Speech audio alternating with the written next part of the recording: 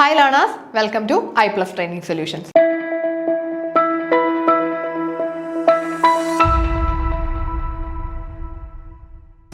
ഇപ്പോൾ നമ്മൾ ഇന്ന് നോക്കാനായിട്ട് പോകുന്നത് സ്റ്റാറ്റിസ്റ്റിക്കൽ അസിസ്റ്റന്റ് ഈ ഒരു തസ്തികയിലേക്ക് കഴിഞ്ഞ തവണ നടന്ന പ്രീവിയസ് ഇയർ ആ ഒരു ക്വസ്റ്റ്യൻ പേപ്പറിലെ കൊമേഴ്സ് എന്ന് പറയുന്ന ഏരിയയിൽ നിന്ന് ചോദിച്ചിട്ടുള്ള കുറച്ച് ക്വസ്റ്റ്യൻസ് ആണ്. കൊമേഴ്സിൽ നിന്നും ചോദിച്ചിട്ടുള്ള ക്വസ്റ്റ്യൻസ് കംപ്ലീറ്റ് നമുക്കൊന്ന് നോക്കി പോകാം.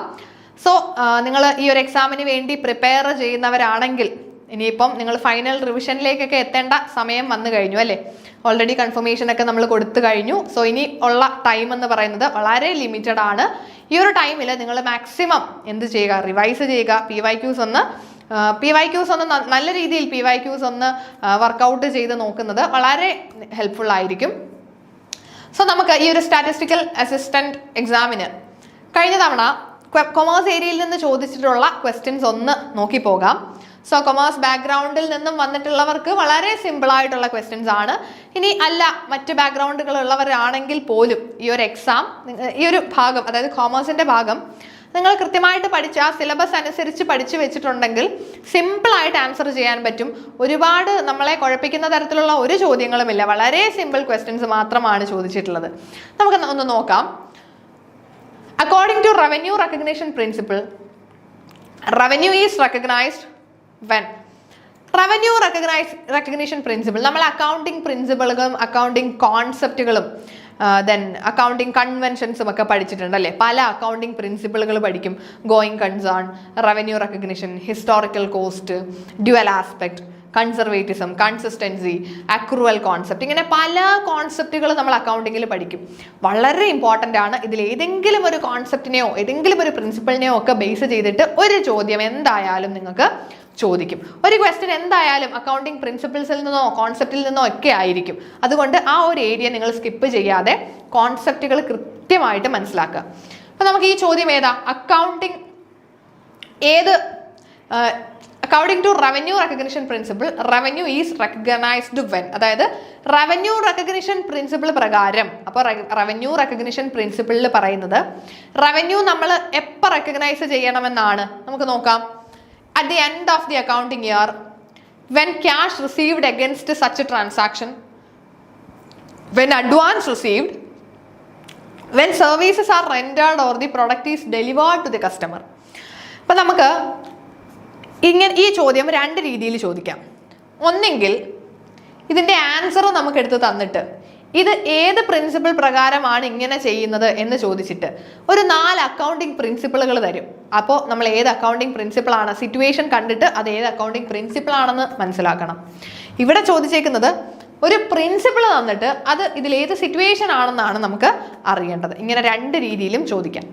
അപ്പോൾ ഈ റവന്യൂ റെക്കഗ്നിഷൻ പ്രിൻസിപ്പിളിൽ നമ്മൾ എന്താ പറയുന്നത്, റവന്യൂ റെക്കഗ്നൈസ് ചെയ്യുന്നത് വെൻ ഇറ്റ് ഈസ് ഏൺഡ് ആണ്. ഏൺ ചെയ്യുമ്പോഴാണ് റെക്കഗ്നൈസ് ചെയ്യേണ്ടത്, അല്ലാതെ ക്യാഷ് റിസീവ് ചെയ്യുമ്പോഴല്ല. അതാണ് റവന്യൂ റെക്കഗ്നിഷൻ അല്ലെങ്കിൽ അക്രൂവൽ കോൺസെപ്റ്റിൽ പറയുന്നത്. റവന്യൂ റെക്കഗ്നൈസ് ചെയ്യേണ്ടത് അത് അക്രൂ ആകുമ്പോൾ അല്ലെങ്കിൽ നമ്മൾ ഏൺ ചെയ്യുമ്പോഴാണ്, അല്ലാതെ ക്യാഷ് കിട്ടുമ്പോഴല്ല. ഇപ്പം റവന്യൂ ഏൺ ചെയ്തു എന്ന് പറഞ്ഞാൽ ഇപ്പം നമ്മൾ ഒരാൾക്ക് ഒരു പ്രൊഡക്റ്റ് കൊടുത്തു, പക്ഷെ അതിൻ്റെ പൈസ കിട്ടിയില്ല. എന്നാലും നമ്മൾ ആ പ്രൊഡക്റ്റ് വിറ്റില്ലേ, അപ്പോൾ നമ്മൾ പൈസ ഏൺ ചെയ്തു. കിട്ടിയില്ലെങ്കിലും ഏൺ ചെയ്തു. ഇപ്പം ഈ മാസം നമുക്ക് റെൻറ്റ് കിട്ടണം. നമുക്ക് ഈ മാസം 30-ാം തീയതി റെൻറ്റ് കിട്ടണം. ഈ 30-ാം തീയതി കഴിഞ്ഞാലും റെൻറ്റ് കിട്ടിയില്ലെങ്കിലും റെൻറ്റ് ഏൺ ചെയ്ത് വെച്ചേക്കല്ലേ, ഇനി നമുക്ക് ആ പൈസയും കൂടെ കിട്ടിയാൽ മതി. സോ ഇതാണ് ഏൺ ചെയ്യുമ്പോൾ തന്നെ നമ്മൾ റെക്കഗ്നൈസ് ചെയ്യണമെന്ന് പറയുന്നത്. അതാണ് റവന്യൂ റെക്കഗ്നിഷൻ പ്രിൻസിപ്പിളിൽ പറയുന്നത്. അപ്പോൾ റവന്യൂ റെക്കഗ്നൈസ് ചെയ്യേണ്ടത് എപ്പോഴാണ്? At the end of accounting year ആണോ? അല്ല. ദെൻ ക്യാഷ് റിസീവ് ചെയ്യുമ്പോഴാണോ? അതൊരിക്കലും അല്ല. ക്യാഷ് റിസീവ് ചെയ്യുമ്പോഴാണെന്ന് നമ്മൾ പറയുന്നില്ല അല്ലേ. ഇനി വെൻ അഡ്വാൻസ് റിസീവ് ചെയ്യുമ്പോഴാണോ? അല്ല. Then when services are rendered or product is delivered to the customer, നമ്മൾ ആ ഒരു സർവീസ് പ്രൊവൈഡ് ചെയ്യുന്നു അല്ലെങ്കിൽ ആ പ്രൊഡക്റ്റ് കസ്റ്റമർക്ക് ഡെലിവർ ചെയ്യുമ്പോഴാണ് റവന്യൂ റെക്കഗ്നൈസ് ചെയ്യേണ്ടത്, അല്ലാതെ അതിൻ്റെ ക്യാഷ് കിട്ടുമ്പോഴല്ല. നമ്മൾ എപ്പോഴാണോ ഏൺ ചെയ്യുന്നത് അപ്പം തന്നെ റെക്കഗ്നൈസ് ചെയ്യുക. ഏൺ ചെയ്യുക എന്ന് വെച്ചാൽ പൈസ കിട്ടിയെന്നല്ല. നമ്മളൊരു സർവീസ് പ്രൊവൈഡ് ചെയ്തു അല്ലെങ്കിൽ ഒരു പ്രൊഡക്റ്റ് കസ്റ്റമർക്ക് ഡെലിവർ ചെയ്തെങ്കിൽ ഇനി അതിൻ്റെ പൈസ എന്തായാലും നമുക്ക് കിട്ടും. ഇനി അത് നമുക്ക് കിട്ടേണ്ടതാണ്. ആ സമയത്ത് തന്നെ നമ്മൾ അതിനെ എന്ത് ചെയ്യുക, റെക്കഗ്നൈസ് ചെയ്യുക. അതാണ് revenue recognition principle. So it states that revenue should be recognized when it is earned and realized, meaning it should be recorded on the income statement in the period when goods or services are delivered or rendered to the customer, regardless of when cash is received. Okay, so നമുക്ക് next question നോക്കാം. Which of the following equation is incorrect? ഇവിടെ നിങ്ങളൊന്ന് നോക്കിക്കേ, ഇത് നമ്മളെ പെട്ടെന്നൊന്ന് കുഴപ്പിക്കുന്ന ചോദ്യമാണ് അല്ലേ. ഏതാണ് ഇൻകറക്റ്റ് എന്ന് ചോദിച്ചേക്കുന്നു. പെട്ടെന്ന് നമ്മൾ ഈ ഇൻകറക്റ്റ് ശ്രദ്ധിക്കൂ. നമ്മൾ പെട്ടെന്ന് ഈ ക്വസ്റ്റ്യൻ കാണുമ്പോൾ എന്താ വിചാരിക്കുന്നത്? ഇതിലേതാ കറക്റ്റ്? നമുക്കറിയാമല്ലോ, ഈ ഒരു അക്കൗണ്ടിങ്, ഇതാണ് ബേസിക് അക്കൗണ്ടിങ് ഇക്വേഷൻ ആണ്, ഇത് നമുക്ക് അറിയാവുന്ന കാര്യമല്ലേ. അപ്പോൾ നമ്മൾ പെട്ടെന്ന് നോക്കും basic accounting equation, asset is equal to liabilities plus capital. Okay, option B ആണ് ശരി എന്ന് പറഞ്ഞുകൊണ്ട് നമ്മൾ ഒറ്റയടിക്ക് ഓപ്ഷൻ ബി അങ്ങ് കറുപ്പിക്കും. പക്ഷെ അതാണോ? നോക്കുക, ഇൻകറക്റ്റ് ഏതാണെന്നാ ചോദ്യം. അപ്പോൾ ഇതിനകത്ത് ഒരെണ്ണമാണ് ഇൻകറക്റ്റ്, 3 എണ്ണവും ശരിയാ. പെട്ടെന്ന് ചാടി കയറി asset is equal to liabilities plus capital അതാണ് ശരി, അല്ലെങ്കിൽ ഇത് നമുക്കറിയാവുന്ന നമ്മൾ പഠിച്ചു വെച്ചേക്കുന്ന ഇക്വേഷൻ എന്ന് പറഞ്ഞുകൊണ്ട് ഒറ്റയടിക്ക് അത് കയറി കറുപ്പിക്കരുത്. ഒന്ന് നന്നായിട്ട് വായിച്ചു നോക്കുക ക്വസ്റ്റ്യൻ. ഓക്കെ, സോ ഇതിൽ ഇൻകറക്റ്റ് ഏതാണെന്നാണ്. അപ്പൊ നമുക്ക് നോക്കാം ഇൻകറക്റ്റ് ഏതാ. നമ്മുടെ അക്കൗണ്ടിങ് ഇക്വേഷൻ നമുക്കറിയാം, asset is equal to liabilities plus capital. Asset is equal to liabilities plus capital. ഇത് വെച്ചിട്ട് നമുക്ക് ബാക്കിയൊക്കെ സിമ്പിൾ ആയിട്ട് മനസ്സിലാകുമല്ലോ. Asset minus liability is equal to capital. Asset minus liability is equal to capital, ശരിയാണ്. Liability plus capital is equal to asset, അതും ശരിയല്ലേ. Asset plus liability is equal to capital. Asset plus liability capital ആകുമോ? Equation വെച്ച് നോക്കുമ്പോൾ നമുക്കത് വരത്തില്ലല്ലേ അങ്ങനെ. Asset minus capital is equal to liability. അസറ്റിൽ നിന്ന് ഈ ക്യാപിറ്റലിനെ ഇപ്പുറത്തേക്ക് കൊണ്ടുവരികയാണ്. നമ്മുടെ ബേസിക് മാത്ത് ആണ് അല്ലേ. Asset minus capital is equal to liability, അതും ശരിയാണ്. അപ്പോൾ ഇവിടെ തെറ്റായിട്ടുള്ള സ്റ്റേറ്റ്മെന്റ് ഓപ്ഷൻ സി ആണ് അല്ലേ. So option C is the wrong statement. അപ്പോൾ അതാണ് നമുക്ക് വേണ്ടത്. അപ്പോൾ ഓപ്ഷൻ സി വേണം. അപ്പോൾ ഇങ്ങനെയുള്ള ചോദ്യങ്ങൾ കാണുമ്പോൾ ഒറ്റയടിക്ക് ചാടി കയറി നിങ്ങൾ എന്ത് ചെയ്യരുത്, അറിയാവുന്ന ക്വസ്റ്റ്യൻ ആണെന്നും പറഞ്ഞ് പോയി തെറ്റിച്ച് വെക്കരുത്. കാരണം പിന്നീട് ആൻസർ കീ ഒക്കെ വരുമ്പോഴായിരിക്കും, അല്ലെങ്കിൽ വീട്ടിൽ വന്നിട്ട് ഒന്നും കൂടെ നോക്കുമ്പോഴായിരിക്കും ക്വസ്റ്റ്യൻ നമ്മൾ വായിച്ചില്ല എന്നുള്ള കാര്യം മനസ്സിലാക്കുന്നത് അല്ലേ. അങ്ങനെ ഒരിക്കലും ചെയ്യാതിരിക്കുക. ഇങ്ങനെയുള്ള തെറ്റുകൾ നിങ്ങൾക്ക് പറ്റിയിട്ടുണ്ടെങ്കിൽ അതിനെയൊക്കെ ഒന്ന് മറികടന്ന് നമ്മൾ ഇനി ഓരോ സമയം നമ്മൾ എക്സാമിന് പോകുമ്പോഴും ഒരു തിരുത്തലാണല്ലേ. പറ്റിയ തെറ്റുകളെ ഒന്ന് തിരുത്തി ഇനി അതൊന്നും ആവർത്തിക്കാതിരിക്കാൻ ശ്രമിക്കുകയാണ്. അങ്ങനെ ശ്രമിച്ചിട്ടാണ് നമുക്ക് മുന്നേറുന്നതും നമുക്ക് ഈ ഒരു ലക്ഷ്യത്തിലേക്ക് എത്തിച്ചേരുന്നതും. നമ്മൾ ഈ ഒരു എക്സാമിനൊക്കെ ഒരു ദിവസം അല്ലെങ്കിൽ ഫസ്റ്റ് ടൈം നമ്മൾ ചെന്ന് എഴുതിയെന്ന് പറഞ്ഞ് ഒരിക്കലും നമുക്ക് ചിലപ്പോൾ അത് കിട്ടണമെന്നില്ല. ഓരോ പ്രാവശ്യവും നമുക്ക് കിട്ടിയില്ലെങ്കിൽ അത് നമുക്കൊരു പാഠമാണല്ലേ. നെക്സ്റ്റ് ടൈം നമ്മൾ എന്തൊക്കെ ശ്രദ്ധിക്കണം, എന്തൊക്കെ പ്രശ്നങ്ങൾ കഴിഞ്ഞ പ്രാവശ്യം പറ്റിയ ഒരു എക്സ്പീരിയൻസ് ആണ്. അതിൽ നിന്നാണ് നമ്മളൊരു നേട്ടത്തിലേക്ക് എത്തിച്ചേരുന്നത്. ഓക്കെ, നമുക്ക് നെക്സ്റ്റ് ഓക്കെ, ഇവിടെ നമുക്ക് ആ ഒരു അക്കൗണ്ടിങ് ഇക്വേഷൻ കാണാം അല്ലേ. Asset is equal to liabilities plus capital അല്ലെങ്കിൽ ഇക്വിറ്റി എന്ന് പറയുന്നത് ക്യാപിറ്റലിനെയാണ്. So asset is equal to liabilities plus capital, അതാണ് നമ്മളുടെ basic equation. Next question, accounting standards related to depreciation. വളരെ സിമ്പിൾ ഡയറക്റ്റ് ക്വസ്റ്റ്യൻ ആണ് അല്ലേ.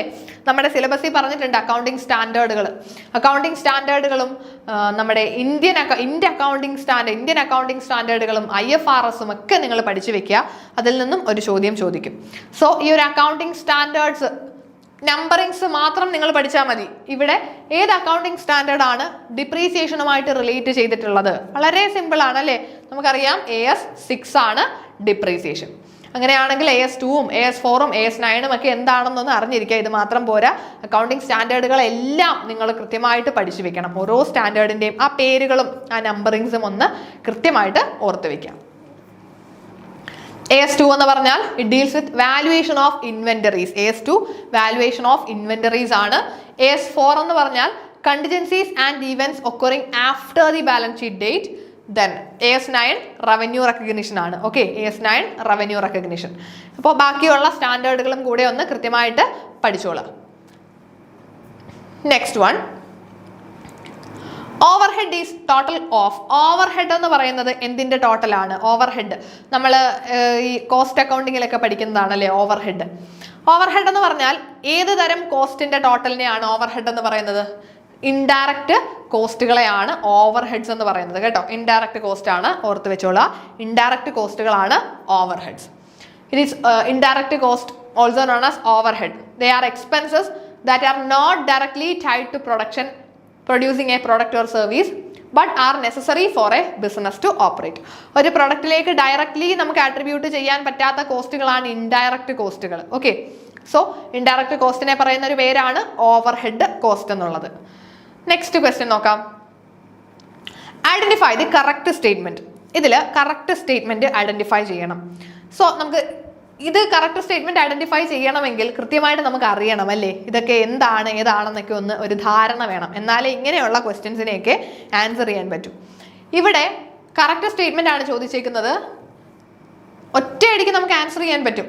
നിങ്ങൾ ഈ ഒരു നമ്മളുടെ ഫൈനാൻഷ്യൽ മാർക്കറ്റുകളൊക്കെ പഠിക്കുന്ന സമയത്ത് ഫൈനാൻഷ്യൽ മാർക്കറ്റിൽ നിന്നൊക്കെയുള്ള ചോദ്യമാണിത്. ഫിനാൻഷ്യൽ മാർക്കറ്റ് പഠിക്കുമ്പോൾ നമ്മൾ പഠിക്കുന്നതാണ് സെൻസെക്സ് എന്ന് പറയുന്നത്. ബോംബെ സ്റ്റോക്ക് എക്സ്ചേഞ്ചിന്റെ ബെഞ്ച്മാർക്ക് ഇൻഡെക്സ് ആണ് സെൻസെക്സ്. ഫസ്റ്റ് ഓപ്ഷൻ തന്നെ ശരിയാണ്. ഈ ഒരു ഫസ്റ്റ് ഓപ്ഷൻ ആണ് ശരി. അത് കാണുമ്പോൾ തന്നെ നമുക്കറിയാം കറക്റ്റ് സ്റ്റേറ്റ്മെന്റ് ആ ചോദിച്ചേക്കുന്നത്. എന്തായാലും ഒരു കറക്റ്റ് സ്റ്റേറ്റ്മെന്റ് അല്ലേ ഇതിൽ കാണുള്ളൂ. ഫസ്റ്റിലത്തെ കറക്റ്റ് ആണ്. അപ്പൊ പിന്നെ ബാക്കിയുള്ളതിലേക്ക് നോക്കേണ്ട കാര്യം പോലും ഇല്ല. അപ്പൊ നമുക്ക് വേണമെങ്കിൽ ഒന്ന് നോക്കാം. കൊമേഴ്ഷ്യൽ പേപ്പറുകൾ ഇഷ്യൂ ചെയ്യുന്നത് കൊമേഴ്ഷ്യൽ ബാങ്കുകൾ മാത്രമല്ല. Okay, bull expect a fall in the price of securities in near future. Bull എന്ന് പറയാം, അല്ലെങ്കിൽ ബുള്ളിഷ് മാർക്കറ്റും ബെയറിഷ് മാർക്കറ്റും നമ്മൾ ഈ ഒരു ഡെറിവേറ്റീവ് മാർക്കറ്റിലൊക്കെ പഠിക്കുന്നതാണ്, ഡെറിവേറ്റീവ് ട്രേഡിങ്ങിലൊക്കെ പഠിക്കുന്നതാണ് ബുൾ മാർക്കറ്റും ബെയർ മാർക്കറ്റും. ബുൾ മാർക്കറ്റ് എന്ന് പറഞ്ഞാൽ ബുള്ളിഷ് ട്രെൻഡ് എന്ന് പറയുന്നത് ഷെയറിന്റെ പ്രൈസ് ഫ്യൂച്ചറിൽ റൈസ് ചെയ്യുമെന്നുള്ളതാണ് ബുൾ മാർക്കറ്റിൽ ആ ഒരു ട്രെൻഡ് ഇൻഡിക്കേറ്റ് ചെയ്യുന്നത്. ബുൾ എന്ന് പറഞ്ഞാൽ കാളയാണ് അല്ലേ, അത് ബുള്ളിന്റെ പ്രത്യേകത എന്താ, അത് കുതിക്കുന്നതാണ് മുകളിലേക്ക്. അപ്പോൾ പ്രൈസ് റൈസ് ചെയ്യുമെന്നാണ് ബുൾ മാർക്കറ്റിന്റെ എക്സ്പെക്ടേഷൻ. പക്ഷേ ഇവിടെ പറയുന്നത് bull expect price to fall, അത് തെറ്റാണ്. SEBI is the regulator of Indian money market. Indian money മാർക്കറ്റിന്റെ റെഗുലേറ്റർ അല്ല സെബി. ഇന്ത്യൻ മണി മാർക്കറ്റിന്റെ അല്ല, ഇന്ത്യൻ ക്യാപിറ്റൽ മാർക്കറ്റിന്റെ റെഗുലേറ്റർ ആണ്, അല്ലെങ്കിൽ സെക്കൻഡറി മാർക്കറ്റിനെയാണ് മെയിനായിട്ട് സെബി റെഗുലേറ്റ് ചെയ്യുന്നത്. ഓക്കെ, സോ ഇവിടെ ഓപ്ഷൻ എ ആണ് കറക്റ്റ് ആയിട്ടുള്ള statement. Sensex is the index of Bombay stock exchange. BSEയുടെ ബെഞ്ച് മാർക്ക് ഇൻഡെക്സ് ആണ് സെൻസെക്സ്. അതായത് 30 കമ്പനീസിന്റെ BSEയിൽ ലിസ്റ്റ് ചെയ്തിട്ടുള്ള ടോപ്പ് 30 കമ്പനീസിന്റെ പ്രൈസ് മൂവ്മെന്റുകൾ നമുക്ക് സെൻസെക്സിൽ കൂടെ മനസ്സിലാകും. ഇനി അത് Bombay national stock exchange NSE ആണെങ്കിൽ നിഫ്റ്റി ആയിരിക്കും അതിന്റെ ബെഞ്ച് മാർക്ക് ഇൻഡെക്സ്. NSE ആണെങ്കിൽ നിഫ്റ്റി ആണ്, നിഫ്റ്റി 50 എന്ന് പറയും. നിഫ്റ്റി അതായത് NSEയിൽ ലിസ്റ്റ് ചെയ്തിട്ടുള്ള ടോപ്പ് 50 കമ്പനീസിന്റെ സ്റ്റോക്ക് പ്രൈസുകളാണ് നമുക്ക് നിഫ്റ്റിയിൽ കൂടെ മനസ്സിലാകുന്നത്. നിഫ്റ്റി നോക്കിയാൽ അറിയാൻ പറ്റുന്നത്. അപ്പോൾ നമ്മുടെ നാഷണൽ സ്റ്റോക്ക് എക്സ്ചേഞ്ചിന്റെ ബെഞ്ച് മാർക്ക് ഇൻഡെക്സ് നിഫ്റ്റി ആണ്. ബോംബെ സ്റ്റോക്ക് എക്സ്ചേഞ്ചിന്റെ ബെഞ്ച് മാർക്ക് ഇൻഡെക്സ് എന്ന് പറയുന്നത് സെൻസെക്സ് ആണെന്ന് ഓർത്ത് വെക്കുക. Sensitive index. Okay, so a bull in the stock market is someone who expect price to rise. Bull market എന്ന് പറഞ്ഞാൽ പ്രൈസ് റൈസ് ചെയ്യുമെന്നൊരു എക്സ്പെക്ടേഷൻ ആണ്. ബെയർ മാർക്കറ്റ് ആണ് പ്രൈസ് ഫോളോ ചെയ്യുമെന്നൊരു എക്സ്പെക്ടേഷൻ വരുന്നത്. ബെയർ മാർക്കറ്റ് ആണ്. ബെയർ മാർക്കറ്റ്, ബെയറുകളുടെ പ്രത്യേകത എന്താ, കരടി എപ്പോഴും താഴേക്ക് നോക്കിയാണ് നടക്കുന്നത്, കുനിഞ്ഞിട്ടാണ് നടക്കുന്നത്. അപ്പോൾ ഷെയറിന്റെ പ്രൈസ് താഴേക്ക് പോകുമെന്നൊരു എക്സ്പെക്ടേഷൻ ആണ് ബെയർ മാർക്കറ്റ്. ബുൾ എന്ന് പറഞ്ഞാൽ മുകളിലേക്ക്, ഷെയർ പ്രൈസുകൾ മുകളിലേക്ക് കുതിക്കും എന്നൊരു എക്സ്പെക്ടേഷൻ ആണ് ബുൾ മാർക്കറ്റിൽ വരുന്നത്. Okay, then SEBI is the regulator of the Indian capital market. Commercial paper is a common form of unsecured short-term debt issued by a corporation. Okay. ഇനി next ക്വസ്റ്റ്യനിലേക്ക് പോകാം. The first dematerialized exchange in India where fully automated screen-based electronic trading system was introduced. ഇതിൽ ഏത് എക്സ്ചേഞ്ചിലാണ് നമ്മുടെ ഇന്ത്യയിലെ first dematerialised exchange, അതായത് fully automated ആയിട്ടുള്ള electronic trading introduce ചെയ്ത ഫസ്റ്റ് എക്സ്ചേഞ്ച് ഏതാണ്? Fully automated electronic trading introduce ചെയ്തിട്ടുള്ള ഫസ്റ്റ് എക്സ്ചേഞ്ച് ഏതാണെന്നാണ് ക്വസ്റ്റ്യൻ. അപ്പോൾ ഇവിടെ നമുക്ക് അറിയാം നാഷണൽ സ്റ്റോക്ക് എക്സ്ചേഞ്ച് ആണ് ഇതിന്റെ ആൻസർ. NSE ആണ് ഫസ്റ്റ് ടൈം, അതായത് fully automated screen based electronic trading system introduce ചെയ്ത ഫസ്റ്റ് ഡീമെറ്റീരിയലൈസ്ഡ് എക്സ്ചേഞ്ച് എന്ന് പറയുന്നത്. ഓക്കെ, ഡീമെറ്റീരിയലൈസേഷൻ എന്താണെന്ന് പഠിച്ചു വെക്കണം, എക്സാമിന് ചോദിക്കാൻ സാധ്യതയുണ്ട്. ഡീമെറ്റീരിയലൈസേഷൻ എന്ന് പറഞ്ഞാൽ നമ്മുടെ ഫിസിക്കൽ സെക്യൂരിറ്റീസിനെ ഇലക്ട്രോണിക് ഫോമിലേക്ക് കൺവേർട്ട് ചെയ്യുന്ന പ്രോസസ്സിനെയാണ് ഡീമെറ്റീരിയലൈസേഷൻ എന്ന് പറയുന്നത്. Okay, so NSE was established in 1992 as the first dematerialized electronic exchange in the country.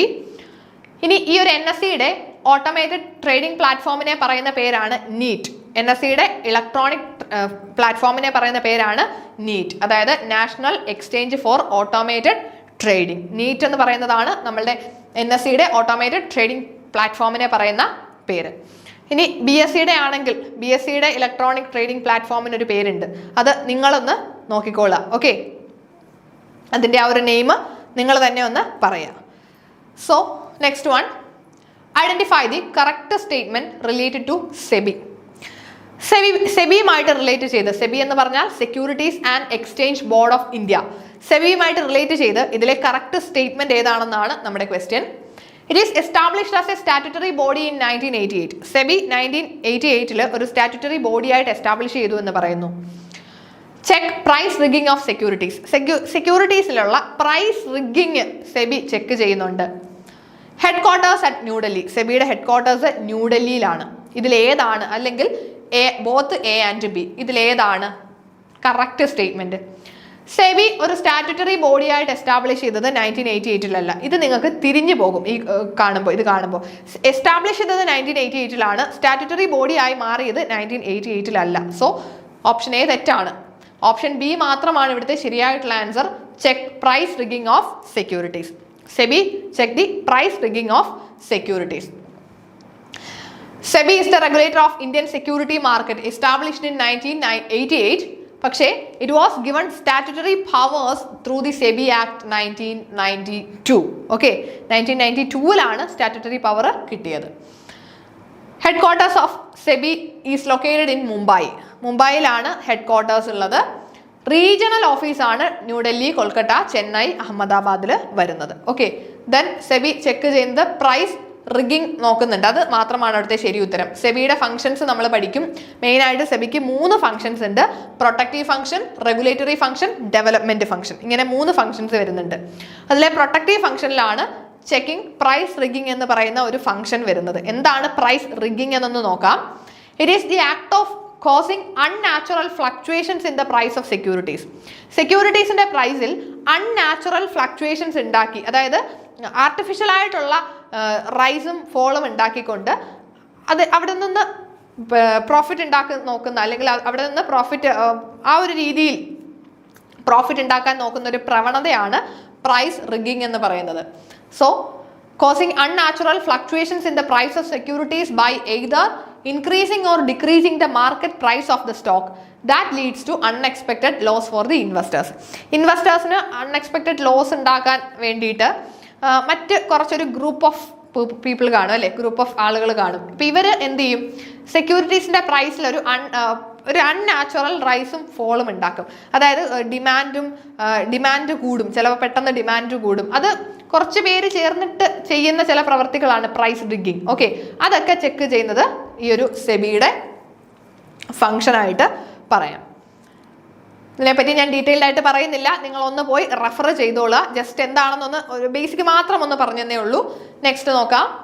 Which among the following is not a method of flotation of capital? ഇതിലേതാണ് not a method of flotation of capital? Flotation of capital അല്ലാത്തത്, അതായത് capital raise ചെയ്യാനുള്ളൊരു method അല്ലാത്തത് ഇതിലേതാണ്? Initial public offering, right issue, private placement.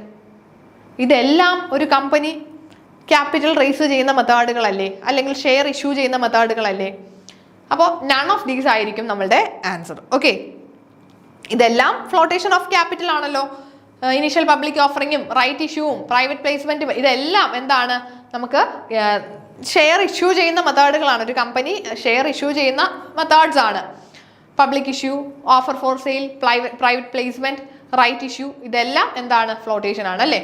Initial public offering എന്ന് പറഞ്ഞാൽ ഒരു company first time അതിന്റെ ഷെയർസ് പബ്ലിക്കിന് ഓഫർ ചെയ്യുന്നതാണ് IPO.